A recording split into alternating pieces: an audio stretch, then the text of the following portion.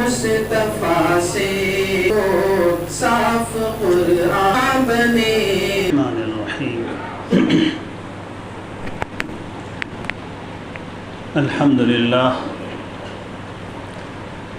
نحمده ونستعینه ونستغفره ونؤمن به ونتوکل علیہ ونعوذ باللہ من شرور انفسنا ومن سیئات اعمالنا من يهده الله فلا مضل له ومن يضلله فلا هادي له ونشهد أن لا إله إلا الله وحده لا شريك له ونشهد أن سيدنا ومولانا محمدا عبده ورسوله صلى الله تبارك وتعالى عليه وعلى آله وأصحابه وبارك وسلم تسليما كثيرا كثيرا اما بعد۔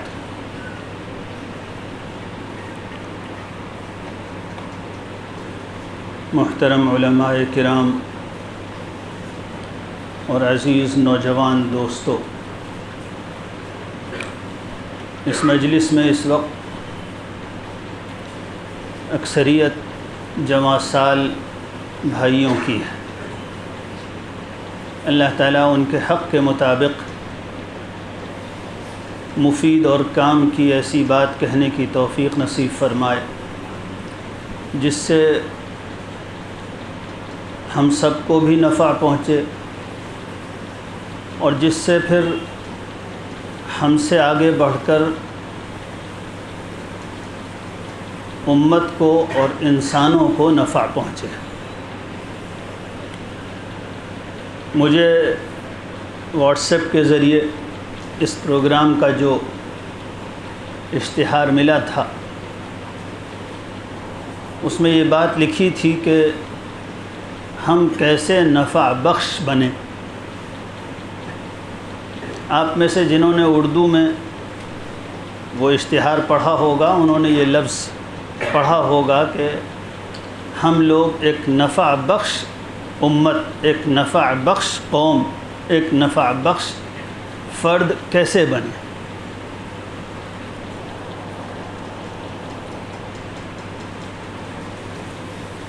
میرے عزیز بھائیوں اور دوستو، اللہ سبحانہ و تعالی نے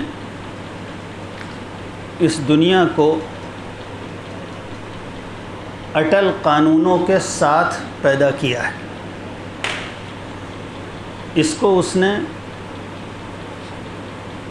ایسے قانونوں کا پابند بنایا ہے جس کے مطابق یہ چلتی ہے، اس کے خلاف کوئی کتنا ہی زور لگا لے یہ دنیا نہیں چل سکتی۔ مثلاً اللہ نے یہ قانون بنایا ہے کہ گرم ہوا اوپر جائے گی اور ٹھنڈی ہوا نیچے آئے گی۔ ساری دنیا کے لوگ یہ طاقت لگا لیں، کوشش کر لیں کہ ایک دن کے لیے دنیا کا یہ قانون آئیڈل ہو جائے، معطل ہو جائے، اور ایک دن ایسا ہو کہ ٹھنڈی ہوا اوپر جانے لگے اور گرم ہوا نیچے آنے لگے، تو کوئی ایسا نہیں کر سکتا۔ اللہ تعالیٰ نے ایک قانون بنایا ہے کہ جب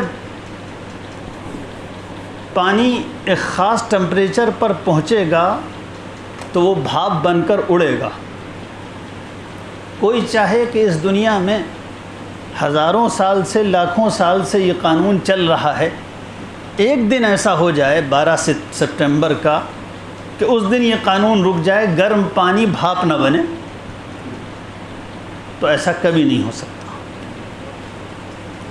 بالکل اسی طریقے سے انسانوں کی زندگی کے سلسلے میں بھی اللہ سبحانہ و تعالی نے کچھ قوانین بنائے ہیں۔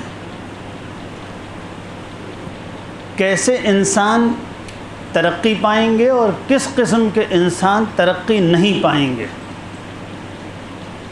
کیسی قومیں سروائیو کریں گی اور کیسی قومیں مٹ جائیں گی،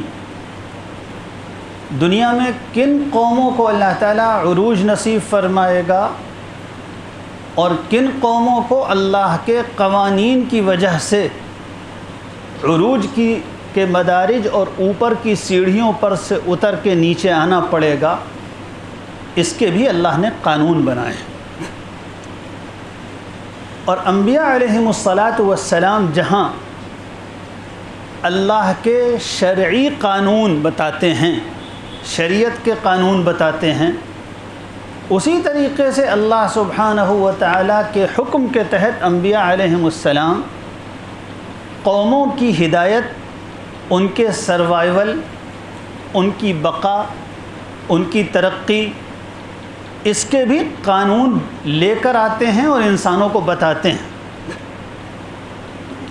جس طرح انبیاء علیہم الصلاۃ والسلام یہ قانون بتاتے ہیں کہ وضو کیسے ٹوٹے گا، نماز کیسے ہوگی، کیسے نماز ٹوٹ جائے گی، روزہ کس وقت سے شروع ہوگا، کس وقت ختم ہوگا، نکاح کرنے کا صحیح طریقہ کیا ہے، بیوی اور شوہر کے حقوق کیا ہیں، جس طرح انبیاء علیہم الصلاۃ والسلام شریعت کے یہ قانون بتاتے ہیں، اسی طریقے سے انسانوں کی ترقی، ان کا عروج، ان کا رائز اینڈ فال، اوپر جانا اور نیچے آنا، کون سی قوم ایسی ہے جس کا پیغام دنیا میں چلے گا، اس کا کلچر عام ہوگا، دوسری قومیں اس سے سیکھیں گی، اور کون سی قوم ایسی ہوگی جو دنیا کی دوسری قوموں کی نگاہ میں حقیر اور کمتر بنا دی جائے گی۔ اس کے اور اس جیسے بہت سے قوانین بھی انبیاء علیہم الصلاۃ والسلام لے کر آتے ہیں، اور قرآن مجید میں اللہ تعالیٰ نے اس کا تذکرہ کیا اور یہ کہا کہ پچھلے نبیوں نے بھی یہ قانون بتائے، اور یہ نبی بھی یہ والے قوانین بتا رہا ہے۔ قد خلت من قبلکم سنن فسیروا فی الارض، تم سے پہلے کی قوموں کو بھی ہم نے اپنے یہ قوانین، جس کو ہم قرآن کی ٹرم اور اس کی اصطلاح میں سنت اللہ کہتے ہیں، پچھلے نبیوں کو بھی کے ذریعے ان کی قوموں کو بھی اس کا علم دیا تھا اور بتلا دیا تھا، تاکہ اس کی روشنی میں قومیں ہدایت پائیں اور صحیح راستے کا انتخاب کریں، اور خاص طور پر انبیاء علیہم الصلاۃ والسلام پر ایمان لانے والے وہ لوگ جن کے پاس اللہ کی ہدایت ہوتی ہے، اللہ کی کتاب ہوتی ہے، انسانوں کے لیے زندگی گزارنے کا صحیح طریقہ ہوتا ہے، انسانوں کی اصلاح کا نسخہ ہوتا ہے، ان قوموں کو خاص طور پر اس لیے یہ قوانین بتائے جاتے ہیں، اس لیے کہ اگر یہ قومیں ترقی کریں گی، ان کی عزت ہوگی، یہ سروائیو کریں گی، دنیا میں ان کی محبوبیت ہوگی، یہ دنیا میں پسندیدہ ہوں گے، تو انبیاء علیہم الصلاۃ والسلام کا دین زندہ ہوگا۔ اور اگر یہ دنیا میں ٹوٹ جائیں گے، بکھر جائیں گے، کمتر ہو جائیں گے، ان سے دشمنیاں عام ہوں گی، تو اس کے نتیجے میں اللہ کا دین بھی کمزور ہوگا۔ اس لیے خاص طور پر ایمان لانے والوں کو اللہ تعالیٰ یہ قوانین بتایا کرتا ہے، اور ان قوانین کو بار بار قرآن مجید نے سنت اللہ کہا ہے، اللہ کی سنت، اس کا طریقہ، اس کا قانون۔ ایک قانون اللہ تعالیٰ نے یہ بتایا ہے قرآن میں کہ اس دنیا میں وہ چیز باقی رہتی ہے، وہ زیادہ چلتی ہے، اس کی زندگی باقی رہتی ہے، جو لوگوں کو یا جو دوسروں کے لیے نفع بخش ہوتی ہے۔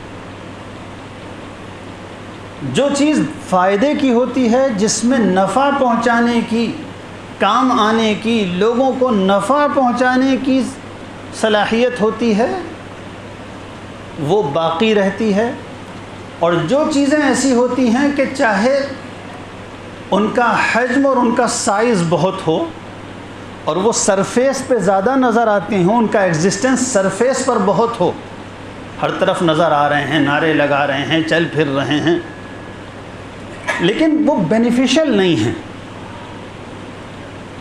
وہ فائدہ پہنچانے والی چیز نہیں ہے، تو تو ایسی چیزیں دنیا سے مٹ جاتی ہیں، بہت جلدی ان کا قصہ تمام ہو جاتا ہے۔ ایک مثال بیان کی قرآن نے پہلے، پھر اللہ نے اپنا یہ قانون بیان کیا، فرمایا انزل من السماء ماء فسالت اودیۃ بقدرها فاحتمل السیل زبدا رابیا ومما يوقدون عليه ابتغاء حلية أو متاع زبد مثله كذلك يضرب الله الحق والباطل فأما الزبد فيذهب جفاء وأما ما ينفع الناس فيمكث في الأرض كذلك يضرب الله الأمثال۔ سورہ رعد میں ہے یا سورہ ابراہیم میں ہے؟ رعد میں ہے نا۔ فرمایا کہ ایک مثال سے ہم تم کو اس حقیقت کو سمجھاتے ہیں، دو مثالوں سے۔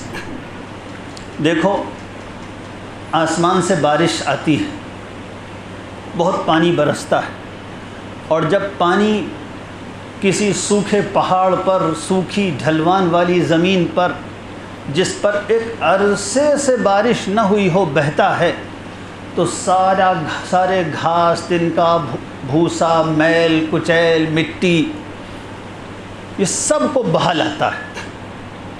اور جب پانی نیا نیا آتا ہے تو کیا نظر آتا ہے؟ نظر یہ آتا ہے کہ سارا بھوسا، سارے خس و خاشاک، سارا تنکا، ساری گندگی جھاگ کی شکل میں پانی کے اوپر نظر آتا ہے، اور بظاہر یہ نظر آ رہا ہوتا ہے کہ دیکھو کتنا جھاگ ہے، کتنا گھاس تنکا ہے، اس کا سائز بہت ہوتا ہے، اس کا اپیرنس بہت زیادہ نظر آتا ہے، صاف اوپر سے تو یہ نظر آتا ہے کہ خس و خاشاک ہی سے پوری وادی بھر گئی،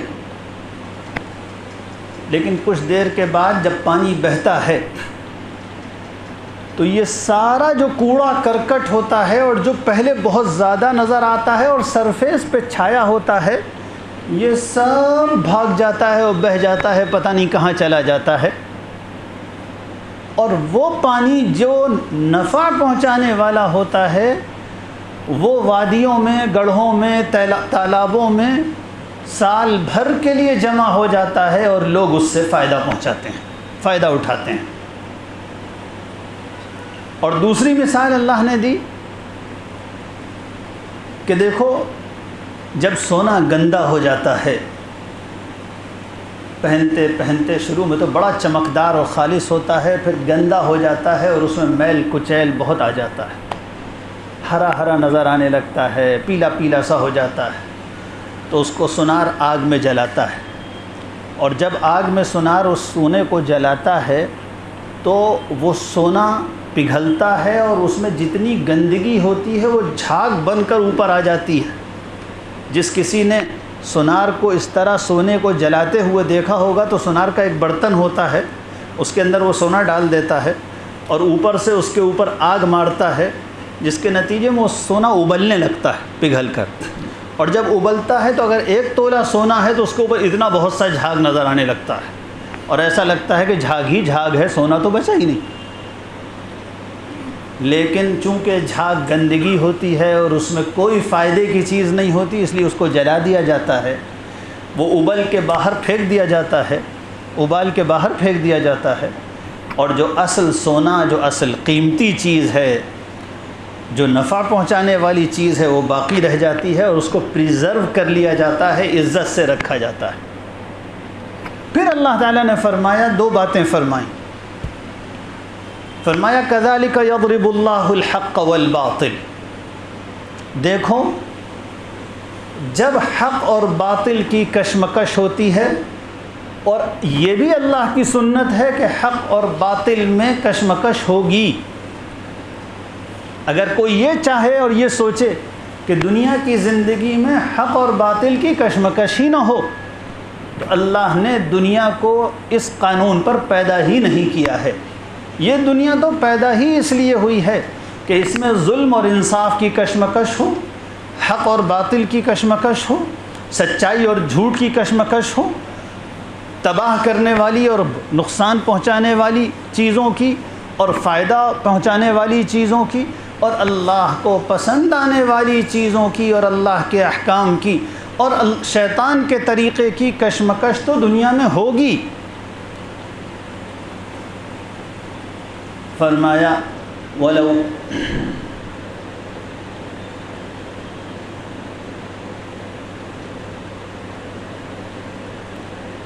وَلَا يَزَالُونَ مُخْتَلِفِينَ إِلَّا مَنْ رَحِمَ رَبُّكَ وَلِذَلِكَ خَلَقَهُمْ۔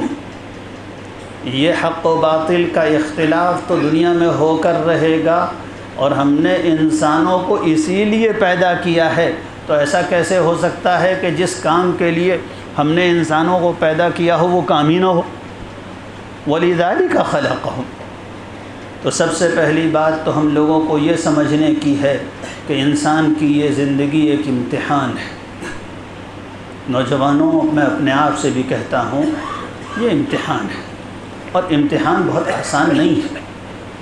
جنت سستی نہیں، جنت سستی نہیں۔ اللہ کے رسول صلی اللہ علیہ وآلہ وسلم نے خود فرمایا الا ان سلعۃ اللہ غالیہ، الا ان سلعۃ اللہ الجنہ، دیکھو اللہ جو سودا دے رہا ہے وہ ہے مہنگا، اللہ جو سودا دے رہا ہے وہ جنت ہے۔ اب اتنا قیمتی، اتنے اونچے قسم کے سودے کے خریدار ہو تو کچھ نقد تیار رکھو۔ ہاں، یہ اللہ کا وعدہ ہے کہ جب تمہارے لیے مشکل ہونے لگے گا تو ہم آسان کر دیں گے۔ یہ اللہ کا وعدہ ہے کہ جب مشکل ہونے لگے گا تو ہم آسان کر دیں گے، لیکن تم کو تیار ہونا چاہیے کہ ہم اس دنیا میں نفع پہنچانے کے لیے اور حق کی حمایت کے لیے مشکلات کو برداشت کریں گے۔ تم تیار ہوگے تو پھر ہم مدد کریں گے، ہم آسان کر دیں گے۔ بار بار فرمایا ان مع العسر یسرا، پریشانی کے ساتھ آسانی آ کر رہے گی۔ فرمایا فَأَنزَلَ اللَّهُ سَكِينَتَهُ عَلَى رَسُولِهِ وَعَلَى الْمُؤْمِنِينَ وَأَلْزَمَهُمْ كَلِمَةَ التَّقْوَى۔ ایسے مشکل وقت میں اللہ تعالیٰ نے سکون کی بارش نازل فرمائی دلوں پر ایمان والوں کے اور اللہ کے رسول کے۔ ایک عجیب اطمینان کی کیفیت اللہ نازل فرما دیتے ہیں۔ قرآن مجید نے فرمایا کہ یہ دیکھو ان دونوں مثالوں پر کہ جب سیلاب آتا ہے اور نئی نئی بارش ہوتی ہے تو کیسا جھاگ اور گندگی سرفیس پر چھا جایا کرتا ہے۔ یہ مثال ہے حق اور باطل کی کشمکش کی کہ شروع میں تو جھاگ اور کوڑا کرکٹ چھائے گا، اور سونا جب تپایا جائے گا تو اس کا میل کچیل پھول کے اوپر آ جائے گا، لیکن پھر اللہ نے اصول بیان فرمایا۔ دوسری بات اللہ نے یہ بیان فرمائی وَأَمَّا مَا يَنْفَعُ النَّاسِ فَيَمْكُثُ فِي الْأَرْضِ، بچتا وہ ہے، ٹھہراؤ اس کو نصیب ہوتا ہے، بقا اس کی قسمت میں آتی ہے اور اس کو ملتی ہے جو اپنی نافعیت ثابت کر دیتا ہے، جو یہ ثابت کرتا ہے کہ ہم انسانیت کے لیے نفع بخشنے والے ہیں، ہم نفع پہنچانے والے ہیں۔ اس قانون پر اللہ نے دنیا کو پیدا فرمایا ہے۔ ہم لوگوں کو ہمیشہ یہ بات مد نظر رکھنی چاہیے اور اس کو اپنی زندگی کا مقصد بنا لینا چاہیے کہ خود بھی دنیا میں ایک نافع انسان بن کر رہیں گے، نفع پہنچانے والا، فائدہ پہنچانے والا، مفید شخص بن کر رہیں گے۔ انڈیویجولی بھی، انفرادی سطح پر بھی ہم کو ایک مفید شخص بننا ہے، اور ہمارے اوپر صرف ہماری ذمہ داری نہیں، اور خاص طور پر اس مجلس میں نوجوان علماء بھی موجود ہیں، میں ان سے بھی عرض کروں، ہم لوگوں کی ذمہ داری ہے کہ ایک کمیونٹی اور ایک امت کی سطح پر ہم اپنی امت کو دنیا کے انسانوں کے لیے ایک مفید اور نافع امت بنائیں، اس لیے کہ اللہ کی طرف سے یہ قانون طے ہے کہ جو امت اور قوم نافع ہونے کا ثبوت دے دیتی ہے، اللہ تعالیٰ اس کو دنیا میں مقبول بنا دیتا ہے، اس کی دعوت کو عام کر دیتا ہے۔ خاص طور پر اگر وہ انبیاء علیہم الصلاۃ والسلام کی امت ہیں تو اللہ تعالیٰ انسانوں کے دلوں کو ان کے لیے مسخر فرما دیتا ہے، ان کے لیے انسانوں کے دلوں میں ایک جاذبیت ان کے اندر پیدا کر دیتا ہے۔ تو ہمیں اس کی کوشش بھی کرنی ہے کہ اپنی امت کو ایک نافع امت بنائیں۔ رسول اللہ صلی اللہ علیہ وآلہ وسلم نے جو امت بنائی تھی اس کے پاس دو چیزیں تھیں، اور ان دونوں کے اجتماع سے اللہ تعالیٰ نے سارے عالم کو اس کے ذریعے ہدایت دی تھی۔ ہم لوگوں نے اس دونوں چیزوں کے اجتماع کا دو چیزوں کا جو جمع ہو جانا تھا اس کو ہم لوگوں نے بڑی حد تک اگنور کیا ہے، اور یہی اصل میں اس زمانے میں ہمارے زوال کی سب سے بڑی بنیاد ہے۔ رسول اللہ صلی اللہ علیہ وآلہ وسلم نے امت بنائی تھی دو چیزوں سے، ایک وہ حق جو اللہ کے یہاں سے آیا تھا، اور دوسرا ایک نافع امت۔ ایک نافع امت، میں علماء سے درخواست کروں گا سیرت کا مطالعہ اور عہد صحابہ کا مطالعہ اس نقطۂ نظر سے اگر کیا جائے کہ رسول اللہ صلی اللہ علیہ وسلم نے جو امت تیار کی تھی اس نے انسانیت کو کیسے عظیم نفع پہنچائے، کتنے فائدے پہنچائے، انسانیت کو کتنے مصائب سے، کتنے مظالم سے، کتنی جہالتوں سے، کیسی کیسی مصیبتوں سے نجات دی۔ یہ راز تھا اصل میں دنیا میں اسلام کے پھیل جانے اور ساری دنیا کے اسلام سے محبت کرنے کا۔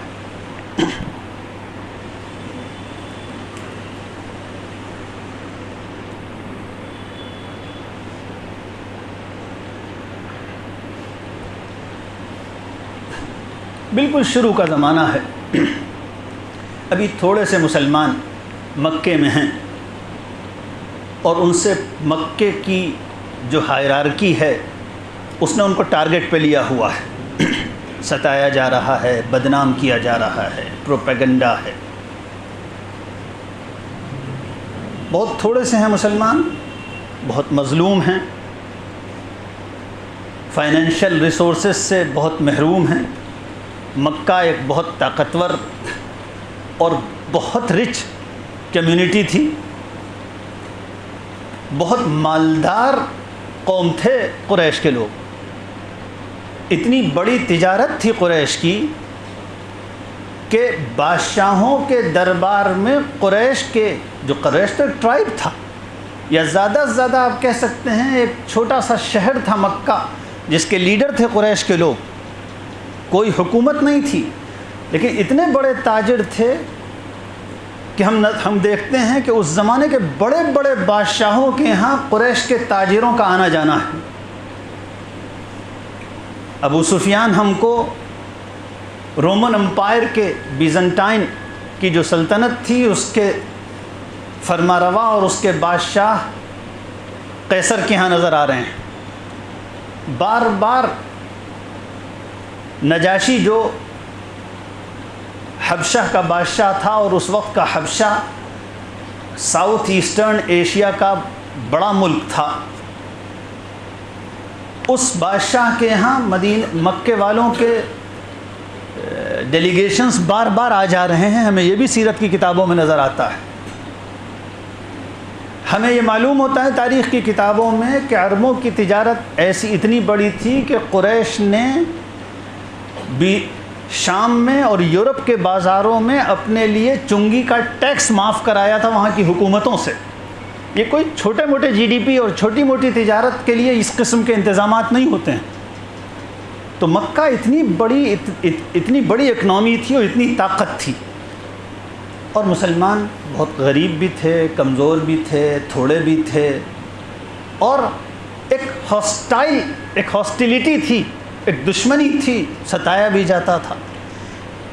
اس کے باوجود مکے کے لوگ یہ ماننے پر مجبور تھے کہ مکے کے لیے مسلمانوں کا وجود ایک نعمت ہے، ایک بلیسنگ ہے، ایک نفع کی چیز ہے، بہرحال مسلمانوں کو مکے میں رہنا چاہیے۔ آپ سوچئے وہ سچویشن، اور مکے کے سرداروں کا یہ اعتراف کہ مسلمانوں کی یہ کمیونٹی ہمارے شہر کے لیے ایک ضرورت ہے۔ ایسا ہوا جب مکے میں صحابہ کرام کو بہت ستایا گیا تو ایک دن حضرت ابو بکر رضی اللہ عنہ پریشان ہو گئے، بہت دل ٹوٹ گیا، غم سے نڈھال ہوئے، رسول اللہ صلی اللہ علیہ وسلم سے اجازت لی کہ مجھے اب حبشہ جانے کی اجازت دے دیے، مجھ سے اب مکے میں نہیں رہا جاتا۔ حضور صلی اللہ علیہ وسلم نے اجازت دے دی۔ انہوں نے ترتیب بنائی کہ پہلے تو میں اکیلے جاتا ہوں اور وہاں جا کر جہاں پہلے سے کچھ مسلمان پہنچ گئے ہیں کچھ انتظامات کر لوں گا، پھر گھر والے بھی آ جائیں گے۔ اونٹ پر کچھ سامان رکھا اور نکلے مکے سے جدے کے ساحل کی طرف، جہاں سے تجارتی کشتیاں جاتی آتی تھیں۔ تو عرب کا ایک تاجر، مکے کا ایک بڑا تاجر اور سردار ابن الدغنہ، اس کا کچھ مال اسی وقت پورٹ ہوا تھا جدے کے ساحل سے حبشہی کے لیے۔ وہ وہاں سے واپس آ رہا تھا، اس نے کہا کہ ابو بکر ساحل کی طرف جا رہے ہیں، اس کا مطلب سمندری سفر کا ارادہ ہے اور اکیلے ہیں، کوئی تجارت کا سامان بھی نہیں ہے۔ تو روک لیا، کہاں جا رہے ہو ابو بکر؟ حضرت ابو بکر رضی اللہ عنہ نے کہا کہ مکے والوں نے بہت پریشان کیا، اب میرا دل اچاٹ ہو گیا ہے، اب رہنے کو جی نہیں چاہتا، اب میں جا رہا ہوں، مکہ چھوڑ کے جا رہا ہوں۔ ابن الدغنہ مشرک تھا، مکے کا سردار تھا، مگر اس نے سمجھ لیا کہ ابو بکر کے ملک کو چھوڑ کر، مکے کو چھوڑ کر جانے سے مکے کا اور انسانیت کا کتنا بڑا نقصان ہوگا۔ وہ اپنی سواری سے اتر گیا، حضرت ابو بکر رضی اللہ عنہ کے ہاتھ پکڑ لیے اور کہنے لگا، ابو بکر تم نہیں جاؤ گے، تم نہیں جاؤ گے۔ کیوں نہیں؟ میں کیوں نہیں جاؤں گا بھائی؟ تم نہیں جاؤ گے اس لیے کہ تم مکے میں ہوتے ہو تو ہمیں اطمینان رہتا ہے کہ کوئی غریب بھوکا ہوگا تو ابو بکر اس کو کھلانے کی فکر کر لے گا، کوئی بیوہ پریشان ہوگی اور ابو بکر کو پتہ چل جائے گا تو اس بیوہ کی مدد ہو جائے گی۔ من للارامل ومن للیتامى، بلکہ بعض تاریخ کی کتابوں میں تو وہی جملے آئے ہیں جو ورقہ نے رسول اللہ صلی اللہ علیہ وسلم سے کہے تھے، ابو بکر تم نہیں جاؤ گے، انک لتحمل الکل وتقری الضیف وتعین علی نوائب الحق وتکسب المعدوم۔ ابو بکر تم نہیں جاؤ گے۔ میں جب سیرت کا یہ واقعہ پڑھتا ہوں تو مجھے یہ آیت یاد آتی ہے، وَأَمَّا مَا يَنْفَعُ النَّاسِ فَيَمْكُثُ فِي الْأَرْضِ۔ اللہ نے یہ اصول طے کیا ہے کہ جو کمیونٹی اپنی نافعیت ثابت کر دے، ساری مشکلات کے باوجود، ساری رکاوٹوں کے باوجود، اس کمیونٹی کو تسلیم کرنے پر لوگ مجبور ہو جاتے ہیں۔ انسان کو بہرحال نفع کی ضرورت ہے۔ رسول اللہ صلی اللہ علیہ وآلہ وسلم نے، میں اکثر نوجوانوں سے یا دانشوروں سے گفتگو میں یہ بات کہا کرتا ہوں کہ موجودہ دور کے مسلمانوں کی صورتحال پر غور کیجئے اور رسول اللہ صلی اللہ علیہ وسلم کے دور میں جو امت تیار ہوئی تھی اس پر غور کیجئے، تو حضور اکرم صلی اللہ علیہ وآلہ وسلم کے دور کی امت کا ایک خاص امتیاز نظر آتا ہے کہ حضور صلی اللہ علیہ وسلم نے ایک سلیوشن کمیونٹی بنائی تھی، پرابلم کمیونٹی نہیں بنائی تھی۔ ایک امت کو اس کا احساس تھا کہ ہم جہاں ہوں گے ہم وہاں کی انسانیت کے لیے سلیوشن بنیں گے، مسائل کو حل کرنے والے بنیں گے، مسائل کو پیچیدہ بنانے والے نہیں بنیں گے۔ دیکھیے حضور اکرم صلی اللہ علیہ وسلم غریب مہاجروں کو لے کر مدینے پہنچتے ہیں۔ آپ مدینے پہنچتے ہیں ایسے لوگوں کو لے کر جن کے پاس اب کاروبار بھی نہیں ہے، جن کے پاس اب گھر بھی نہیں ہے، یہ مائیگرینٹ کمیونٹی ہے، یہ پناہ گزین ہیں، یہ مکے سے اپنا مال، اپنے گھر بار چھوڑ کر مدینے آئے ہیں۔ اب ظاہر بات ہے اس سچویشن میں مدینہ جو ایک چھوٹی سی آبادی تھی، اور اس میں بھی اوس اور خزرج کے لوگ عموماً غریب قسم کے کسان تھے، وہاں کے لیے یہ کمیونٹی ایک مسئلہ بن جاتی۔ لیکن وہاں پہنچتے ہی رسول اللہ صلی اللہ علیہ وسلم نے ایسی تربیت کی تھی کہ مہاجرین نے یہ طے کیا کہ ہم کسی پر بوجھ نہیں بنیں گے۔ انصار نے تو اپنی طرف سے پیشکش کی، بخاری شریف میں روایت ہے کہ انصار نے پیشکش کی کہ ہمارے باغ حاضر ہیں، ہمارے پاس جو بھی کھیت ہیں، جو بھی باغ ہیں، ہم آدھے آدھے کر دیتے ہیں، آدھے ہمارے مہاجر بھائیوں کو دے دیے جائیں، ہم آدھے پر گزر کر لیں گے۔ لیکن مہاجرین نے اس پیشکش کو قبول نہیں کیا۔ مہاجرین نے کہا کہ ہم ایسا کرتے ہیں کہ تم اپنے کھیت اور باغات میں ہمیں مزدور رکھ لو یا ہمیں بٹائی پر دے دو، اور ہم بٹائی پر کام کریں گے، محنت ہم کریں گے، اور جو غلہ آئے گا وہ باقاعدہ بانٹ لیا جائے گا بٹائی کے اصولوں کے مطابق۔ جب یہ فیصلہ ہوگا، بخاری شریف میں پوری روایت موجود ہے، تو سب سے پہلی بات تو یہ کہ انہوں نے بوجھ بننے سے انکار کیا۔ دوسری بات یہ کہ رسول اللہ صلی اللہ علیہ وسلم کے وہاں پہنچتے ہی وہاں کی لوکل جو پرابلمز تھیں وہ حل ہونی شروع ہوئیں۔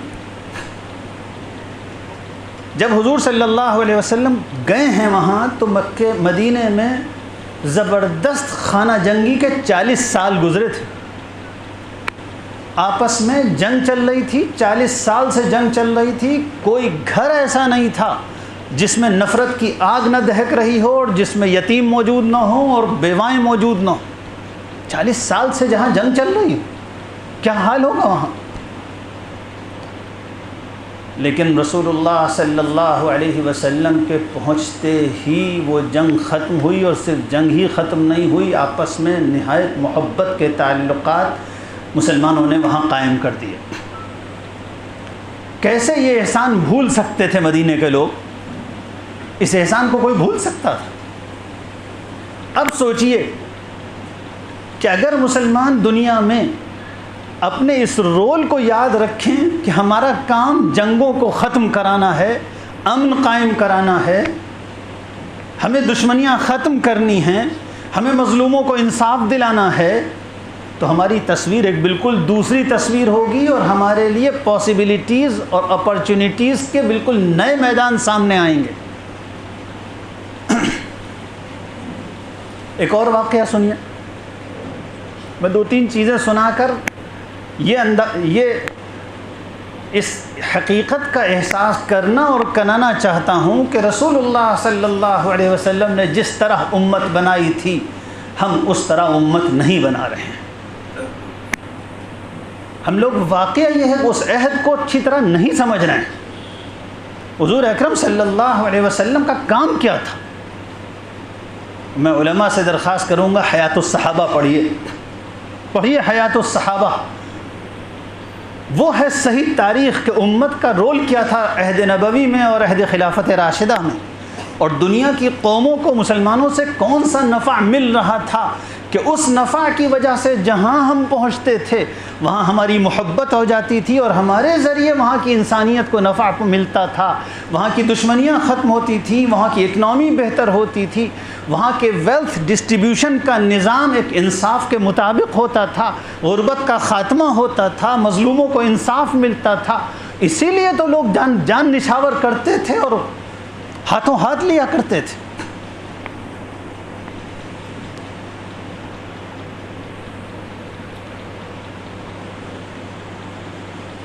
حضرت جب رسول اللہ صلی اللہ علیہ وآلہ وسلم مدینے پہنچے، پتہ چلا کہ مدینے میں پینے کے پانی کا بہت بڑا کرائسس ہے۔ پینے کے پانی نہیں ہے، جو چند کنویں ہیں وہ مالداروں نے خرید رکھے ہیں،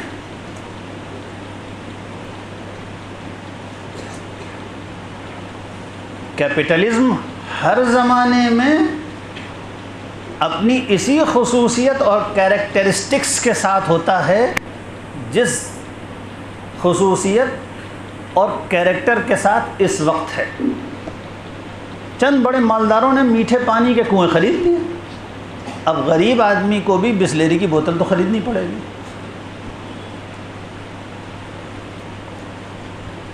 کیا مسلمان یہ کام بھی نہیں کر سکتے اس ملک میں کہ ہم لوگوں کو صاف پانی فری پلانے کا انتظام کریں گے؟ ملک کی یہ صورتحال کہ اب سے 20-25 سال پہلے ہر کچھ دور پر صاف اور پینے کے لائق پانی فری انتظام تھا، یہ کون سا عذاب آ گیا کہ رکشے والا بھی اب خرید کر پانی پیے گا؟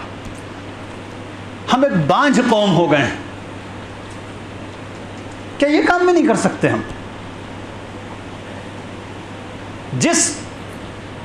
جو قوم دنیا کی سب سے غریب قوموں میں ہے، اس کو مجبور کیا گیا ہے کہ اگر سڑک چلتے تم کو پیاس لگ جائے تم یا تو نالی میں سے گندا پانی پی لینا، ورنہ پھر تم کو خرید کے پانی پینا پڑے گا۔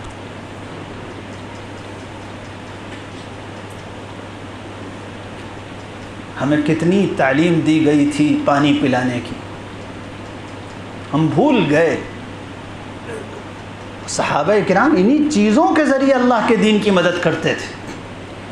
جب مدینے پہنچے تو صورتحال سامنے آئی کہ غریبوں کو تو اچھا خاصا پیسہ خرچ کرنا پڑتا ہے پینے کا پانی خریدنے کے لیے۔ حضرت عثمان رضی اللہ عنہ کو اللہ تعالیٰ نے بہت مال دیا تھا، انہوں نے ایک یہودی سے جس کے پاس مدینے کا سب سے بڑا اور سب سے میٹھے اور ٹھنڈے پانی کا کنواں تھا روحا کا،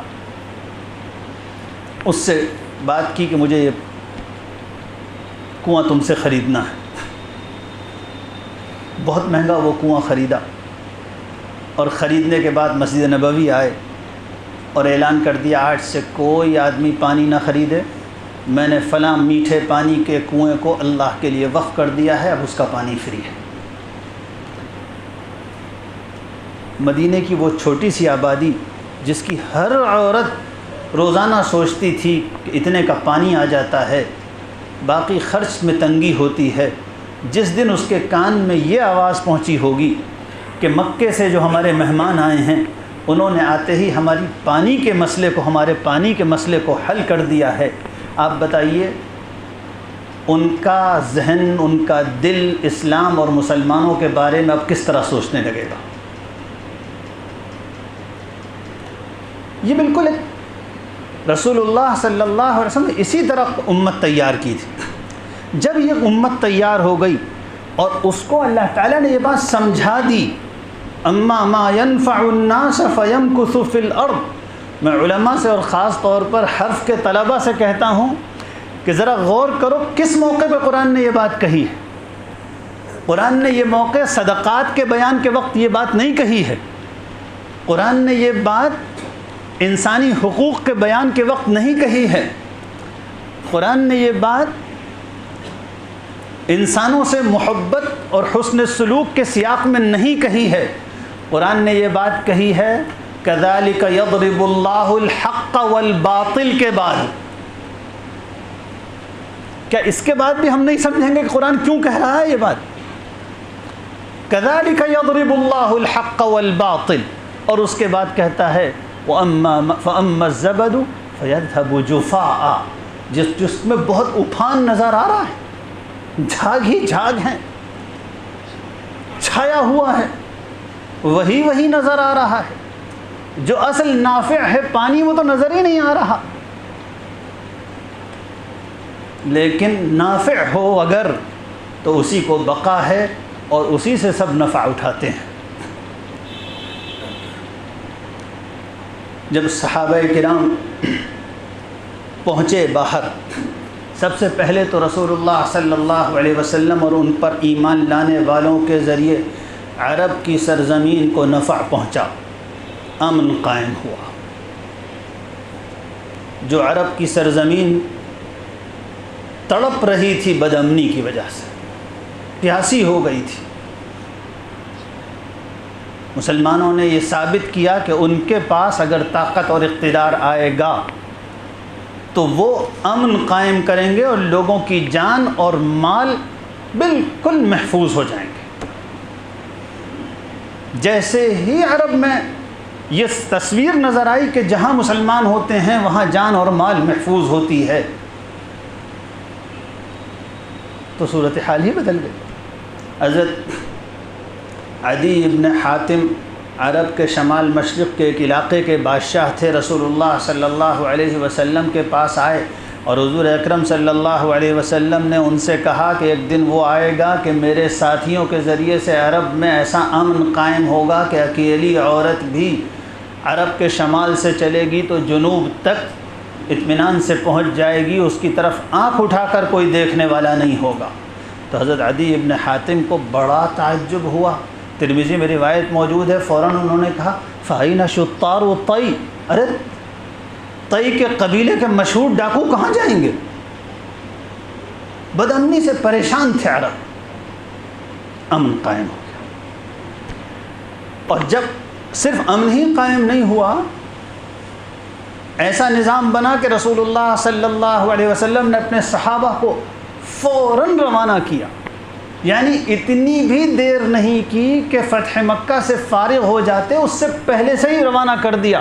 حضرت علی کو یمن بھیجا، حضرت معاذ کو حضرت علی کے ساتھ اور بعض دوسرے صحابہ کرام کو یمن بھیجا اور کہا کہ مالداروں سے زکوٰۃ وصول کر کے فوراً وہیں غریبوں میں بانٹ دینا، فوراً وہیں اسی جگہ کے غریبوں میں بانٹ دینا۔ اور صحابہ کرام کو ایسی تاکید تھی کہ جہاں سے ہر جگہ جہاں وہ پہنچتے تھے فوراً وہاں کے مالداروں سے زکوٰۃ وصول کرتے تھے، وہیں کے غریبوں کی خدمت میں اس کو تقسیم کر دیتے تھے، کہ بعد میں اگر کبھی خلیفہ نے کہا بھی کسی سے کہ ارے تم فلاں علاقے میں گئے تھے ٹیکس وصول کرنے کے لیے، زکوٰۃ وصول کرنے کے لیے، کچھ لے کر نہیں آئے، تو کہنے لگے ہم سے رسول اللہ صلی اللہ علیہ وسلم نے یہی کہا تھا جہاں سے وصول کرنا اسی علاقے کی غریبوں کی خدمت کر کے خالی ہاتھ واپس آ جانا۔ پھر اس کے بعد صحابہ کرام باہر نکلے، اور باہر نکلے تو باہر کی دنیا ظلم کے تحت کے نیچے تڑپ رہی تھی۔ شرک کی وجہ سے انسانیت کا جوہر مٹ چکا تھا۔ شرک مٹا دیتا ہے انسانیت کی ہر خوبی کو۔ اخلاقی اصلاح شرک کے ساتھ ہو ہی نہیں سکتی۔ شام میں بھی یہی حال تھا، عراق میں بھی یہی حال تھا، ایران میں بھی یہی حال تھا۔ جیسے ہی صحابہ کرام باہر گئے اور وہاں بھی یہی ہوا، وَأَمَّا مَا يَنْفَعُ النَّاسَ فَيَمْكُثُ فِي الْأَرْضِ، غریب دبلے پتلے باہر کے علاقوں میں پہنچتے ہیں، اور وہاں جا کر کیا منظر ہوتا ہے؟ وہاں کے لوگ ان کے انصاف سے محبت کرنے لگتے ہیں۔ وہاں کی سب سے بڑی جو پرابلمز تھیں سب سے پہلے وہ حل ہوتی ہیں۔ ایک بہت بڑا مسئلہ تھا، کاش آپ لوگ اس کو ریلیٹ کر سکیں دنیا کی کرنٹ سچویشنز سے۔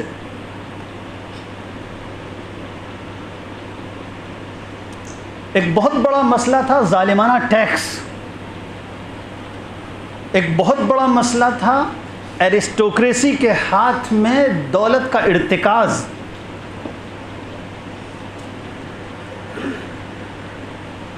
خاص طور پر میں واقعہ سناؤں، یہ جو شام کہلاتا ہے یہ علاقہ، یہ رومن امپائر کے تحت تھا۔ یہاں کے لوگوں پر زبردست ٹیکس لگے ہوئے تھے، بیچارے کسان۔ یعنی اگر آپ رومن ہسٹورینز کی کتابیں پڑھیں، ٹیکس تھے اللہ کی پناہ۔ ایک الفریڈ بٹلر نے لکھا ہے کہ رومن حکومت اپنی رعایا کے ساتھ وہ معاملہ کرتی ہے جو قصائی بھیڑ کے ساتھ کرتا ہے، اور اس کے بعد کہا قصائی بھی بھیڑ کا اون قینچی سے کاٹتا ہے، رومن حکومت اور اس کے ٹیکس کے شعبے کے لوگ قینچی سے اون نہیں کاٹتے تھے، ہاتھ سے نوچ نوچ کے نکالتے تھے۔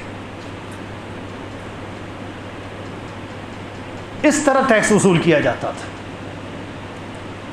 خاص طور پر کسانوں پر جو ظلم تھا، اللہ کی پناہ، کسان خودکشیاں کرتے تھے۔ جب مسلمان پہنچے اور اس کے نتیجے میں ان کو معلوم ہوا کہ مسلمانوں نے آتے ہی لینڈ ریفارمز کی، پڑھیے اس زمانے کی تاریخ، کیا وجہ تھی۔ حضرت عمر رضی اللہ عنہ کے زمانے میں جدھر مسلمان پہنچتے تھے فوراً وہ علاقہ فتح ہو جاتا تھا، سارے عوام مسلمانوں کا استقبال کرنے لگتے تھے۔ پورا عراق، پورا شام، پورا مصر، پورا لیبیا، پورا سوڈان، پورا موراکو، یہ سب حضرت عمر کے زمانے کی فتوحات ہیں۔ اور ہر جگہ، ہر شہر میں جیسے ہی صحابہ اور ان کے ساتھ لوگ پہنچتے تھے، سارے عوام کہتے تھے بہت اچھا ہوا تم آ گئے، استقبال کرتے تھے۔ وجہ یہ تھی کہ حضرت عمر رضی اللہ عنہ کو اللہ تعالیٰ نے عبقری قسم کی ذہانت دی تھی، ایسا ذہین، ایسا دنیا کے انسانوں کے نفع کو سمجھنے والا، ایسی ویلفیئر پالیسیز والا حکمراں دنیا میں نہ ہوا ہے اور نہ کبھی ہوگا۔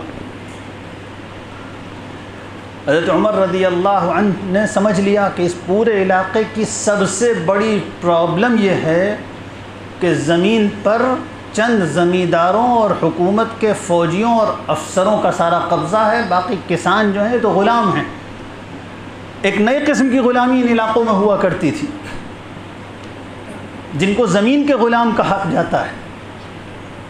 حضرت عمر رضی اللہ عنہ نے سب سے پہلا کام یہ کیا کہ جیسے ہی مسلمان وہاں پہنچتے تھے فوراً لکھ کر دے دیا جاتا تھا کہ لینڈ ریفارمز کی جاتی ہیں، زمینیں زمینداروں سے لے کر کسانوں کو دے دی گئیں۔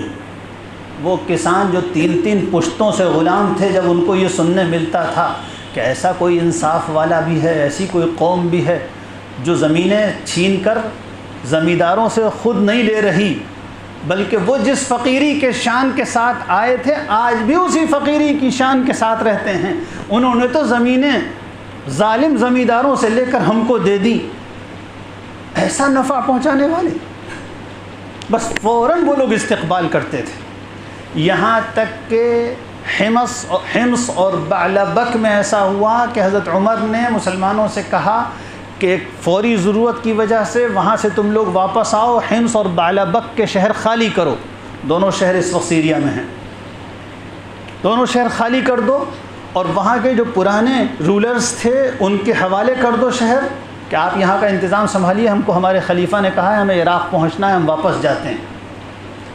تو جب یہ خبر وہاں کے عوام نے سنی تو وہ اپنے گھروں سے نکل کر آ گئے، انہوں نے راستے روک لیے، انہوں نے خوشامد کی صحابہ کرام سے کہ آپ ہمیں چھوڑ کر مت جائیے۔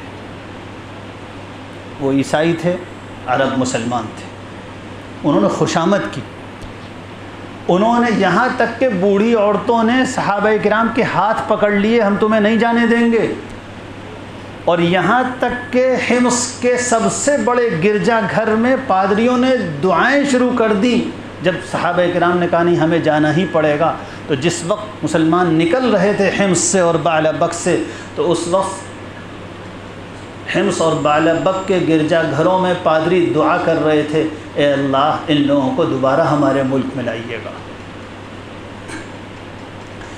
بس اتنی بات سے ہم لوگوں کو یہ سمجھ میں آ جانا چاہیے کہ رسول اللہ صلی اللہ علیہ وسلم نے یہ امت اس اصول پر بنائی تھی کہ ہم کو انسانیت کو نفع پہنچانے والا بننا ہے۔ ہم جہاں ہوں ہمارا کام یہ ہے کہ ہم لوگوں کی پرابلمس کو سالو کریں، ہمارے گھر کے اندر ہو، ہم اپنے کالج میں ہوں، ہم اپنی گلی میں ہوں، ہمارا کام ہے ہم سلیوشن بنیں، ہماری یہ ڈیوٹی ہے۔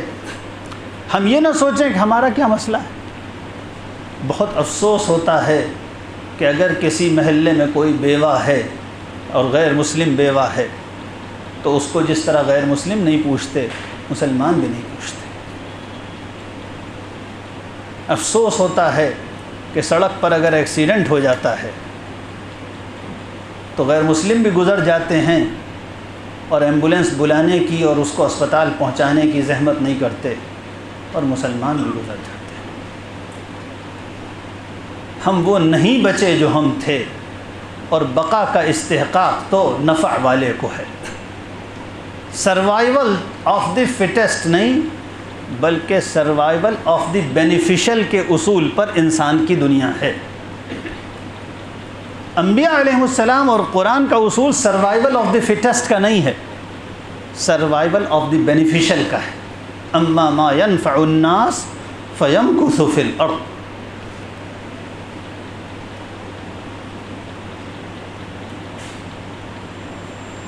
ہم لوگ جہاں بھی ہوں، اس ملک کے مسائل کیا ہیں؟ کیا ہم اس ملک کے مسائل کو حل کرنے میں کچھ کر سکتے ہیں؟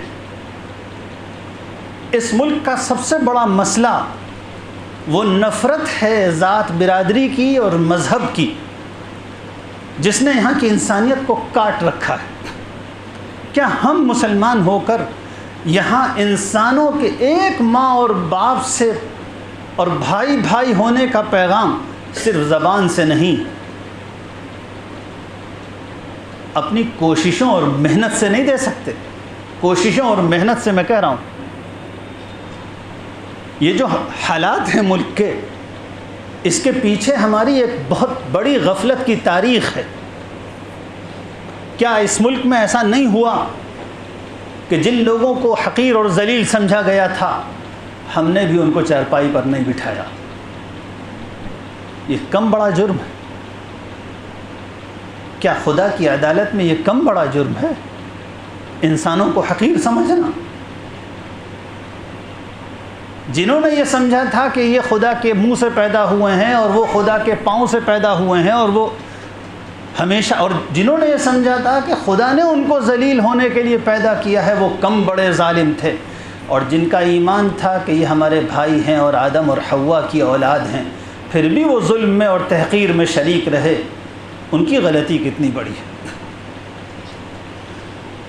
اس ملک کا بہت بڑا مسئلہ ابھی بھی بھوک ہے، بھوک ہے، بھوک۔ سرکاری اعداد و شمار موجود ہیں کہ ملک کی آبادی کی بڑی تعداد ایسی ہے کہ جن کو صحت کے بقدر کھانا نہیں ملتا۔ 22,000 کیلوریز دن بھر میں نہیں ملتی۔ یہ سرکاری ڈیٹا ہے۔ اور مسلمانوں کی شادیوں میں دیگوں سے بھر کے کھانا پھک جاتا ہے۔ ہمارے کوڑے دانوں میں اتنا کھانا ہوتا ہے کہ کئی خاندان کھا لیں۔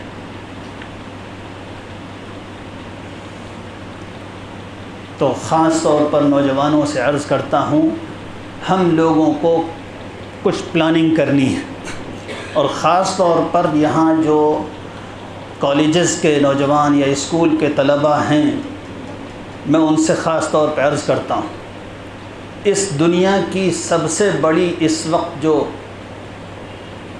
بدقسمتی ہے وہ یہ ہے کہ جن لوگوں کے پاس وہ علم اور وہ صلاحیت ہے کہ وہ دنیا میں کوئی ایفیکٹو رول پلے کر سکتے ہیں ایک سوشل لائف میں، دوسرے لفظوں میں کہیں جن کے پاس پروفیشنل اسکلز ہیں، ان کے پاس مورالٹی نہیں اور دنیا کی زندگی کا صحیح مقصد نہیں، اور جن کے پاس دنیا میں زندگی گزارنے کا صحیح مقصد ہے، مورل ڈیوٹیز کا احساس ہے، ان کے پاس وہ پروفیشنل اسکلز نہیں ہیں کہ وہ دنیا میں کوئی ایکٹیو رول پیدا کریں سوشلی اور اکنامک میدان میں۔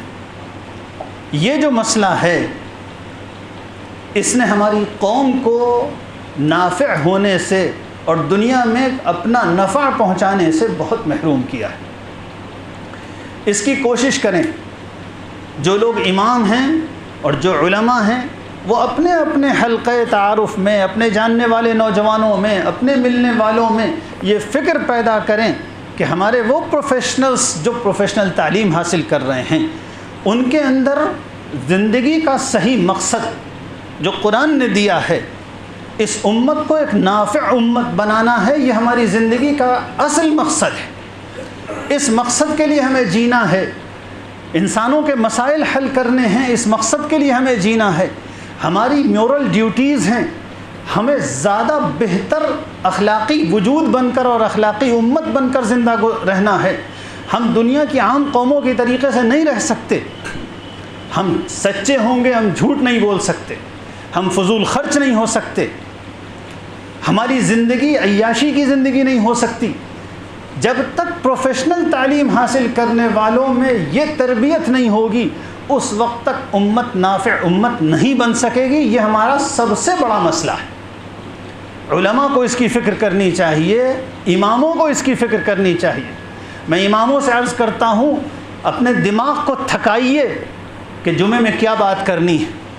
یہ جو ہم لوگوں کو دماغی آرام بلکہ دماغی نیند کی عادت پڑ گئی ہے کہ ہم بہت تھوڑے وقت کے لیے دماغ کو جگانا چاہتے ہیں، یہ ہماری قوم کے لیے نقصان دہ ثابت ہو رہا ہے۔ اپنے دماغ کو تھکائیے کہ کس پیغام کی ضرورت ہے، کس طرح وہ پیغام دینا ہے، کیسے قوم کی اصلاح کرنی ہے۔ یہ جو لوگ ہمیں ملتے ہیں جمعے میں بات کرنے کے لیے، ان کو کن چیزوں پر کھڑا کرنا ہے؟ لوگ ہم سے وہ باتیں سنتے ہیں جن میں ان کے لیے کوئی پیغام نہیں، جن میں ان کے لیے کوئی کشش نہیں۔ لوگ شکوہ کرتے ہیں کہ بھائی مولانا صاحب دیر کر دیتے ہیں، ہم تو دیر سے جاتے ہیں تاکہ ان کی باتیں کم سننی پڑیں۔ کیا آپ یہ سمجھتے ہیں کہ مسلمان جتنے ہیں ان کو کسی اچھی بات سے کوئی بیر ہے؟ ہماری باتوں میں کشش نہیں ہے، ہماری باتوں میں تاثیر نہیں ہے، ہماری باتوں میں ریلیونس نہیں ہے۔ لگتا نہیں لوگوں کو کہ ہمارے اپنے لیے کوئی پیغام مل رہا ہے۔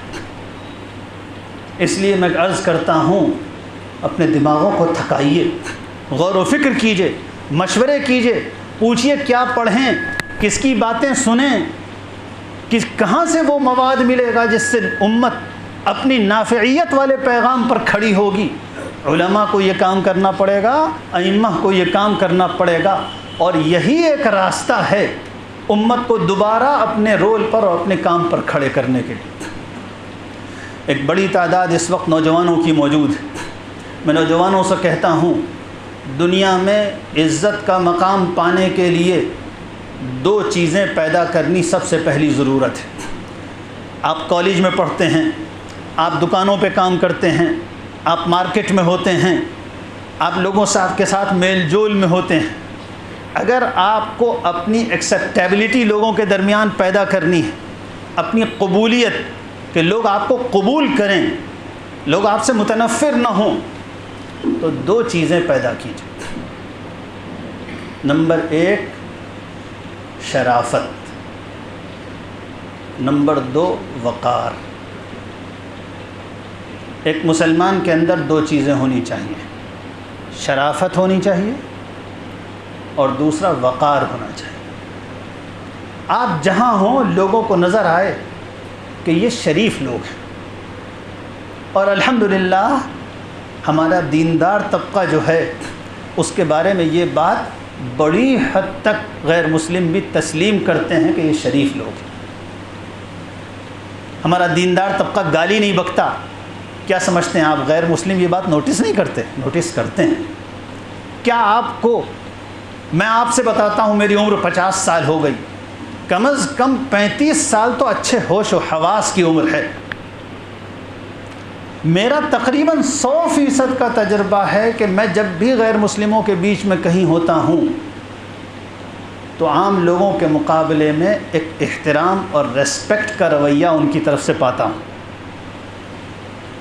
میں ٹرین میں ہوں، میں ایئرپورٹ پر ہوں، میں ہاسپٹلس میں ہوں، یہاں تک کہ سرکاری دفتروں تک میں یہ نہیں کہہ رہا کہ نفرت کی آگ نہیں جل رہی اور سیلاب نہیں بہہ رہا، ایک بلائے تند و خیز ہے نفرت کی، لیکن اس کے باوجود انسان تو انسان ہے، وہ شرافت کی قدر کر کے رہتا ہے۔ کیا غیر مسلم اس بات کو نوٹس نہیں کرتے کہ ان کے سادھو تو بے ٹکٹ سفر کرتے ہیں اور کوئی عالم بے ٹکٹ سفر نہیں کرتا؟ کیا اس کو نوٹس کیے بغیر رہ سکتے ہیں وہ؟ بس اس کو ہر مسلمان یہ سوچ لے کہ ہمیں ایک شریف انسان ہمارا اپیرنس جو ہو، ہمارا جو معاملہ ہو، ہمارا بولنے کا انداز، اس میں شرافت ٹپکتی ہوئی ہو۔ اب آپ بتائیے، کیا عام نوجوان لڑکوں سے اب ہمیں گالی نہیں چھڑوانی چاہیے؟ یہ گالی صرف گالی نہیں ہے، یہ امت کے مستقبل کو داغدار اور مخدوش بنا رہی ہے۔ گلیوں میں، سڑکوں میں، مارکیٹوں پہ ایک شرافت نظر آنی چاہیے۔ یہ شریف لوگ ہیں، بولیے تو شرافت سے بولیے، نرم انداز میں بولیے، ایک بات۔ دوسری بات وقار۔ یہ میں گویا اپنا 35 سالہ غور و فکر کا نتیجہ بیان کر رہا ہوں کہ ملک کے اندر کس چیز سے عزت ملتی ہے، اور میں بہت غور کرتا ہوں۔ میں جب بھی کسی ایسی جگہ ہوتا ہوں تو میں غور کرتا ہوں کہ نگاہیں کس طرح کی ہیں، معاملہ کس طرح ہو رہا ہے۔ اور جب میں یہ دیکھتا ہوں کہ تقریباً 100%، بلکہ یقیناً 100%، میری زندگی میں تو مجھے کبھی اس کا تجربہ نہیں ہوا کہ میرے الا ماشاءاللہ ایک آدھ واقعہ کبھی ہوا ہو تو ہوا ہو کہ مجھے دوسروں سے زیادہ ریسپیکٹ نہ ملی ہو۔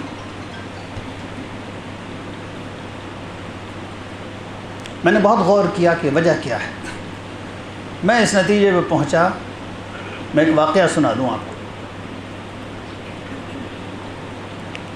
آپ میں سبھی لوگوں نے اس طرح کے تجربے کیے ہوں گے، خاص طور پہ علماء نے ضرور کیے ہوں گے۔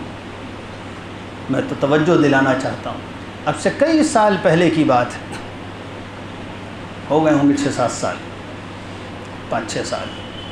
ہماری اہلیہ کا ایک آپریشن ہونا تھا لکھنؤ کے میڈیکل کالج میں، اور میں یہ چاہتا تھا کہ پرائیویٹ وارڈ مل جائے پردے وغیرہ کے مسائل اور سہولت کی وجہ سے۔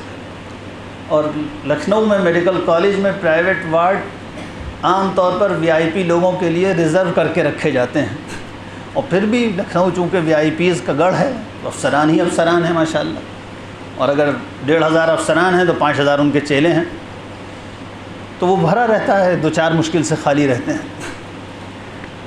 تو مجھے پتہ چلا کہ صرف ایک روم خالی ہے، اور وہ بھی VIP کلاس میں بھی انہوں نے سپر ڈیلکس ایک روم بنائے ہوئے ہیں کچھ، ان میں ایک خالی ہے۔ اور وہ سپر ڈیلکس واقعی جا کے معلوم ہوا کہ ارے سرکاری اسپتال کے نہایت ناگفتہ اور خراب حالات کے اندر انہوں نے 5 اسٹار ٹریٹمنٹ کا اپنا پورا انتظام کر رکھا ہے۔ خیر، تو ایک ہی روم خالی تھا۔ میں نے ڈاکٹر سے کہا، ڈاکٹر نے لکھ دیا اور یہ کہا کہ فلاں روم میں ملے گا۔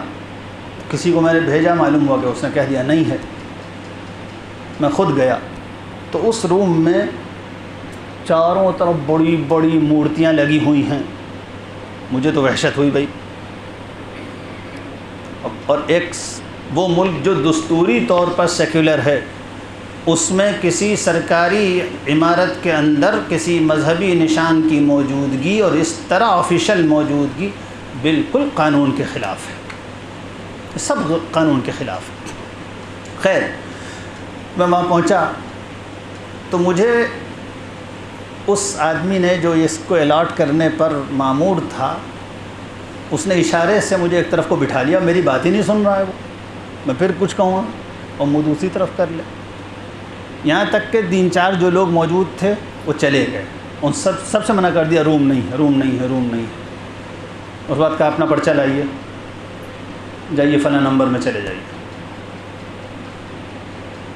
میرا کوئی جان پہچان نہیں تھی اس نے بس یہ میں نے اس سے یہ کہا تھا کہ بھئی میں پردے کی وجہ سے چاہتا ہوں کہ پرائیویٹ روم مل جائے، تو اس نے اس کا خیال رکھا۔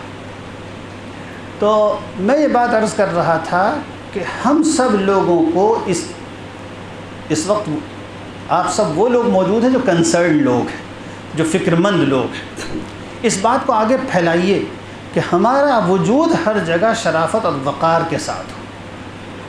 سب اگر گندے سندے کپڑوں میں ہوں تو ہم گندے سندے کپڑوں میں نہ ہوں۔ نظر آتا ہے مسلمان گھر سے باہر، اللہ نے کپڑے دیے ہیں مگر بنیان پہنے گھوم رہے ہیں۔ صبح کو 9 بجے گھر کے باہر منجن کرتے ہوئے نکل چلے آ رہے ہیں۔ رسول اللہ صلی اللہ علیہ وسلم نے ایسی ہر ہیئت سے منع فرمایا ہے جس سے بے سلیقگی محسوس ہوتی ہے۔ ہر ایسی ہیئت سے اور طریقے سے حضور نے منع فرمایا جس سے بے سلیقگی محسوس ہوتی ہو، اٹپٹا پن محسوس ہوتا ہو۔ ایک صاحب آئے حضور صلی اللہ علیہ وسلم کے پاس بہت معمولی اور خراب کپڑے پہنے ہوئے۔ حضور نے پوچھا اللہ نے تمہیں مال دیا ہے؟ ہاں اللہ کے رسول صلی اللہ علیہ وسلم، اللہ نے مجھے مال دیا ہے۔ تو ایسے کپڑے کیوں پہنے ہوئے؟ تو ایسے کپڑے کیوں پہنے ہوئے؟ ایسے پہنو جیسا اللہ نے دیا ہے۔ تو وقار کے ساتھ اگر رہنا سیکھ جائیں، اور وقار غربت کے خلاف نہیں، غریب آدمی بھی وقار کے ساتھ رہ سکتا ہے، لیکن رہے وقار کے ساتھ، سستی حرکتیں نہ کرے۔ سستی حرکتیں، ٹھٹھا کر رہا، ہاں ہاں ہاں ہاں چل ہنس رہا ہے، چیخ چیخ کے بول رہا ہے۔ قرآن نے منع کیا ہے زور سے بولنے سے۔ کیوں چیخ کے بولنے سے قرآن نے منع کیا؟ کیوں رسول اللہ صلی اللہ علیہ وسلم کی سنت یہ ہے کہ قہقہا نہ لگایا جائے؟ کیوں ہے یہ سنت؟ حضور نے یہ پوری امت کو سکھایا ہوا لائف اسٹائل ہے۔ ایک اچھا مسلمان قہقہے سے پرہیز کرے گا، ایک اچھا مسلمان اٹپٹے کپڑے نہیں پہنے گا۔ حضور اکرم صلی اللہ علیہ وآلہ وسلم کے کپڑوں میں پیوند لگے ہوتے تھے، لیکن بو کبھی نہیں آتی تھی، بو کبھی نہیں آتی تھی، گندے کبھی نہیں ہوتے تھے۔ تو شرافت اور وقار کے ساتھ رہنے کی عادت ڈالیے، ایک ضرورت یہ ہے۔ دوسری بات یہ کہ ہم جہاں ہوں، جس حال میں ہوں، جس جگہ ہوں، آپ اسکول میں ہوں، آپ کالج میں ہوں، آپ مارکیٹ میں ہوں، آپ یہ طے کیجئے کہ ہمیں دوسروں کے مقابلے میں انسانوں کا زیادہ فائدہ پہنچانے والا بننا ہے اور پوری امت کو اس پر کھڑا کرنا ہے۔ میں کہتا ہوں اگر ہندوستان میں مسلمانوں کو ملائن کرنے اور بدنام کرنے کا جتنا خطرناک پروپیگنڈا ہے اتنا ہی ہوتا، بالکل اس میں کوئی فرق نہ ہوتا، لیکن غیر مسلم یہ بات جانتے ہوتے کہ مسلمان دھوکہ نہیں دیتا ہے۔ صرف ایک بات، صرف اتنی بات جس طرح ہر غیر مسلم یہ جانتا ہے کہ مسلمان سور نہیں کھاتا، اسی طرح ہر غیر مسلم اگر یہ جانتا ہوتا کہ مسلمان دھوکہ نہیں دیتا ہے، اور جتنا ٹی وی پر اور اخبار میں پروپیگنڈا ہے اس کا ڈبل بھی ہوتا، تو اس پروپیگنڈے سے کوئی مسلمانوں سے نفرت کرتا؟ صرف ایک چیز، یہ تو صرف ایک چیز ہے۔ میں کہا کرتا ہوں، ایک مرتبہ میں نے ڈاکٹرز کے ایک مجمع میں خاص طور پر کہا کہ اگر پورے ملک میں صرف غیر مسلموں کو یہ معلوم ہو جائے کہ مسلمان ڈاکٹر غیر ضروری جانچ نہیں لکھتا، دوا لکھنے پر کمیشن نہیں لیتا، تو مسلمانوں کو کوئی برا کہنے والا اس ملک میں نہیں بچے گا۔ صرف ڈاکٹرز، باقی سارے مسلمان جیسے ہیں ویسے ہی رہیں، صرف غیر مسلموں کو یہ معلوم ہو جائے کہ اس والے ڈاکٹر کے پاس جائیں گے تو وہی جانچ لکھے گا جو ضروری ہوگی، ورنہ کہہ دے گا نہیں ان جانچوں کی ضرورت نہیں، بلا وجہ پیسے مت خرچ کرو۔ ہم جاتے ہیں ڈاکٹروں کے پاس، ایک دوا لکھی 150 روپے کی ہے، بعد میں معلوم ہوا دوسری برانڈ نیم سے یہی دوا 50 روپے کی مل رہی ہے۔ کیا مطلب ہے اس کا؟ تو مسلمانوں کو ایک نافع امت بن کر دکھانا ہوگا، اور اللہ کا قانون ہے کہ نافع امت کے لیے اللہ نے بقا لکھی۔ نوجوانوں سے میں عرض کرتا ہوں، کاہلی کسی قوم کو کبھی نافع نہیں بننے دے گی۔ یہ جو ہم لوگوں کی عادت ہو گئی ہے صبح کو دیر سے اٹھنا، کالج کے بھی کچھ بچے ہیں تو ان کو سنا دوں، ہمارے ہاں جس کو ذرا ماڈرن بننے کا شوق ہوتا ہے نا، پہلے تو وہ سر پر مدھیہ پردیش کی جیوگرافی بنواتا ہے، کتنے پہاڑ ہیں، کتنی نہریں بہہ رہی ہیں، پہلے تو یہ کام کرتا ہے۔ اور دوسرا کام یہ کرتا ہے کہ صبح کو دیر سے اٹھنا شروع کرتا ہے کہ اگر میں دیر سے نہیں اٹھوں گا تو لوگ مجھے ماڈرن نہیں کہیں گے، نہیں تو بیکورڈ آدمی صبح جلدی اٹھ جاتا ہے۔ ماڈرن ہونے کے اور انگریز ہونے کی پہلی شرط یہ ہے کہ صبح کو دیر سے اٹھا جائے۔ اب اس کے بعد ہماری قسمت کم انگریزوں کے ملک میں چلے گئے تو ہمیں پتہ چلا ارے انگریز تو بڑے بیوقوف لوگ ہیں، یہ تو صبح ہی 6 بجے اٹھ جاتے ہیں، یہ تو فجر میں ہی اٹھ جاتے ہیں. یہ ہمارے یہاں کے انگریز ہیں جن کے یہاں آفس 10 بجے کھلتے ہیں، باقی پورے یورپ میں آفس 8 بجے کھل جاتے ہیں، سارے بینک 8 بجے کھل جاتے ہیں، ساری کھانے پینے کے سامان کی دکانیں 6 بجے کھل جاتی ہیں، اور 6 بجے سے پہلے پارک بھرے ہوئے نظر آئیں گے، لوگ جاگتے نظر آئیں گے. ایسے ہی ہمارے ہاں جس کے اوپر ماڈرنزم کا ہیضہ سوار ہوتا ہے، وہ رات میں 2 بجے سے پہلے سونا سمجھتا ہے کہ 2 بجے سے پہلے اگر سو گئے تو لڑکی ریجیکٹ کر دے گی، کہ یہ والا لڑکا تو بیکورڈ قسم کا ہے، 2 بجے سے پہلے سو جاتا ہے. اور وہاں گئے تو پتہ چلا کہ وہاں تو 7 ہی بجے رات ہو جاتی ہے. 7 بجے رات ہو گئی، گھر بند ہو گئے، سڑکوں پہ سناٹا ہو گیا. مغرب کی نماز وہاں ذرا لیٹ ہوتی ہے، تو لوگوں نے کہا کہ کبھی کبھی مغرب کی نماز کو جاتے آتے ہوئے پیسے چھن جاتے ہیں، اتنا سناٹا ہو جاتا ہے. میں کانپور میں تو اتنا چمن گنج میں رات میں 2 بجے نہیں ہوتا، بریانی بک رہی ہوتی ہے. تو بھائی یہ سب اصل میں ایک بیمار قوم کی نشانیاں ہیں. یہ بیمار قوم کی نشانیاں ہیں. دیر سے اٹھنا، دیر سے سونا، صحت بھی خراب، تعلیم میں بھی پیچھے، کاروبار میں بھی پیچھے.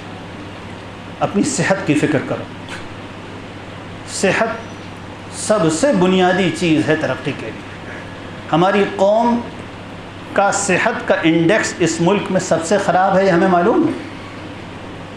مسلمانوں کا صحت کا انڈیکس اس ملک میں سب سے خراب ہے، سب سے خراب صحت ہے مسلمانوں کی. اللہ تعالیٰ توفیق نصیب فرمائے.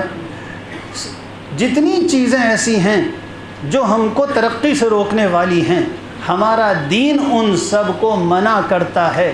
یہاں تک کہ علماء نے لکھا ہے کہ مٹی کھانا حرام ہے. کیوں؟ اس لیے کہ مٹی کھانے سے پیٹ کو نقصان پہنچتا ہے. علماء نے لکھا مٹی کھانا حرام ہے. کیوں؟ پیٹ کو نقصان پہنچتا ہے. تو اب جب یہ پتہ چل گیا کہ سگریٹ پینے سے کینسر ہوتا ہے، پہلے نہیں معلوم تھا لوگوں کو، تو حقہ پیا کرتے تھے، تمباکو کھایا کرتے تھے، نہیں معلوم تھا. لیکن اب جب یہ معلوم ہے کہ ٹوبیکو دنیا میں کینسر کا سب سے بڑا ریزن ہے، تو کیا اب بھی سگریٹ پینا حرام نہیں ہوگا؟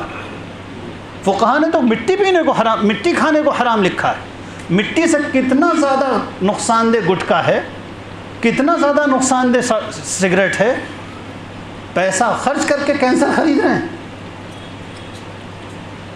اس لیے وہ ساری عادتیں جو صحت خراب کریں، جو مال کو ضائع کریں، جو ہمارے کیریئر کے لیے نقصان دہ ہوں. اتنے بڑی تعداد میں مسلمانوں کی آبادیوں میں کھانے کے ہوٹل، یہ کیا بتا رہے ہیں؟ اس قوم کا زندگی کا مقصد کھانا کھانا ہو گیا ہے. اب بتائیے جمعے میں ہم نے کب خطبہ دیا تھا اس بات پر کہ کھانے میں اعتدال ہونا چاہیے؟ ہم نے تو کبھی نہیں دیا. اور رسول اللہ صلی اللہ علیہ وآلہ وسلم نے زیادہ کھانے کی کتنی مذمت بیان فرمائی. کیسے مرغن کھانے، کتنے نقصان دہ کھانے. اور کھانے کا یہ آبسیشن جو ہوس ہے، آپ فرق دیکھ لیے کسی غیر مسلم محلے میں چلے جائیے، آپ وہاں کھانے کے ہوٹل دیکھ لیجیے. ہمارے ہاں تو معلوم ہوتا ہے کہ یہ قوم تو صرف کھانا کھاتی ہے، کچھ کرتی نہیں. کھانا کھاتی ہے، اسی میں لیٹ جاتی ہے، اسی میں سو جاتی ہے، اسی میں غوطہ لگاتی ہے، اسی کے کپڑے پہنتی ہے، وہی کھاتی ہے، وہی پیتی ہے، اسی کے لیے جیتی ہے. اللہ اکبر. تو یہ سب ہماری بیماری کے اسباب ہیں. نوجوانوں کو، امت کو پھر سے کھڑا کرنا ہے. ایک ایک نوجوان یہ نہ سوچے کہ یہ سارا ریفارم صرف مولویوں کے کرنے سے آئے گا. اسٹوڈنٹس کی ذمہ داری ہے، تاجروں کی ذمہ داری ہے. اپنے اندر اویئرنیس پیدا کیجئے، اپنے گھر والوں کے اندر اویئرنیس پیدا کیجئے. اور یہ بات اللہ تعالیٰ جزائے خیر دے ہمارے حضرت مولانا امیر الحق عبداللہ صاحب کو، مولانا امیر حمزہ صاحب کو، اور ان سب حضرت ان کے سارے معاونین کو. بڑا اچھا عنوان منتخب کیا. ہمیں ایک بینیفیشل اور ایک نفع بخش قوم بننا ہے، ایک نفع بخش فرد بننا ہے. وقت ضائع کرنے کی عادت چھوڑیے. رسول اللہ صلی اللہ علیہ وآلہ وسلم، میں نے تو کبھی حدیث میں نہیں پڑھا کہ حضور خالی بیٹھے ہوئے تھے. کم سے کم 40 سال ہو گئے مجھے قرآن حدیث پڑھتے ہوئے. میں نے آج تک نہیں پڑھا حضور صلی اللہ علیہ وسلم خالی بیٹھے ہوئے تھے، حضرت ابوبکر خالی بیٹھے ہوئے تھے، خالی نہ بیٹھے، یا دنیا کا کام کیجئے یا دین کا کام کیجئے۔ وہ آدمی جو اس نیت سے ترقی کے لیے محنت کر رہا ہو کہ میں ترقی کروں گا تو میرا خاندان ترقی کرے گا، میری امت ترقی کرے گی، رسول اللہ صلی اللہ علیہ وسلم کا دین مضبوط ہوگا، ایسے انسان کا تگ و دو کرنا، بھاگنا دوڑنا، تجارت کرنا، پڑھائی کرنا، ترقی اور کے لیے کوششیں کرنا سب عبادت ہے، سب عبادت ہے، اور سب کا ثواب ملے گا۔ ایک پروڈکٹیو قوم بنی، وقت ضائع کرنے کی عادت چھوڑ دیجئے۔ اللہ تعالیٰ مجھے اور آپ کو سب کو صحیح راستے پر چلنے اور دنیا کے لیے نافع بننے کی توفیق عطا فرمائے۔ چند باتیں عرض کی، اللہ تعالیٰ مجھ کو بھی عمل کی توفیق عطا فرمائے۔ بڑی کوتاہیاں ہیں، یہ تو میں نے ایک آئیڈیلسٹک اپروچ سے ایک بالکل اس طرح کی باتیں کر دی، میں خود ان پر عمل سے محروم ہوں۔ اللہ تعالیٰ میرے اندر بھی ایسی ہمت اور حوصلہ پیدا فرما دے اور ان سب پر عمل کی توفیق عطا فرمائے، اور آپ حضرات پر بھی کو بھی ان باتوں پر عمل کی توفیق عطا فرمائے، اور ہم سب اپنی امت کو ایک نفع بخش امت بنانے کے کام میں لگ جائیں۔ لا الہ الا اللہ ولا حول ولا قوة الا باللہ، وصلی اللہ وسلم علی خیر خلقہ محمد وعلی آلہ وصحبہ اجمعین برحمتک یا ارحم الراحمین۔